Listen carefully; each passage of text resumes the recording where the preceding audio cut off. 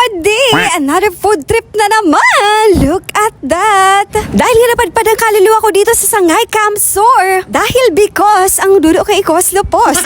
Dahil sa kaka-road trip natin mga Wadibara Padi, napadpad tayo dito. Kaya naman, napagod at nagutom si Madimo. At saktong-sakto naman napadaan tayo dito sa Iceberg Snack House. Along the road lang ito mga Wadibara Padi, madadaanan mo talaga ito pag pauwi ka na sa Tabaco City kung dadaan ka ng TV. At alam mo yun ba sa mga oras yan, galing pa ako sa Panikwaso, Naga. Yes!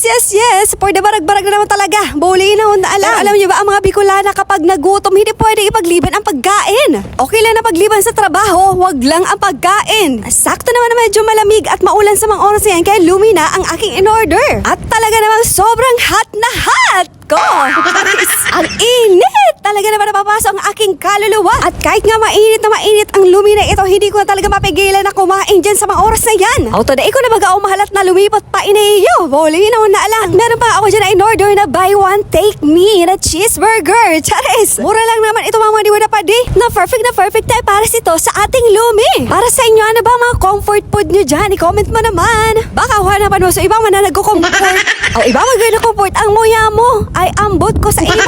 At yan nga po mga Wadibara Padi, na-realize ko na meron palang kalamansi ito. Pulinaw na alang. Ang kapasluan kang kagutuman na talaga nagkaralingawan ko na. Actually, perfect ito habang nag-road trip. Kasi after several hours sa daan, medyo bagsak ang energy natin. Pero sa isang subo ng lumit, talaga naman, boom! Bumalik ang kaluluwa ko. Dahil sino naman talaga ang babalik ang kaluluwa sa init ng sabaw? Pulinaw na alang. Alam niyo ba yung feeling na busog ka na pero ayaw pa tumigil? Ayan ang problema. Yung tiyan mo nagsasabing, tama na. Pero yung utak mo, isang subo pa. One thing I love about road trips talaga is to discover local foods. Hindi kailangan laging nasa fancy restaurant. Kasi nga wala naman akong pambayad. Pulinaw na alang for the tipid ng person. Kasi minsan yung simpleng kainan sa tabi ng daan ang nagbibigay ng pinakamasarap na experience. Lalo na kung galing sa mahabang biyahe. Kung pagod ka, gutom ka, tapos makakakita ka pa ng isang bowl ng mainit na lumi ay talaga namang perfect. Kaya kung mapapadaan ka dito sa Sangay Camsor at nagugutom kayo, yes.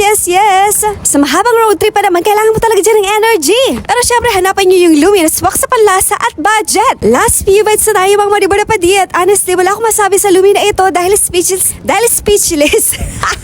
Buli naman na lang, speechless ako dahil puno ng bibig ko.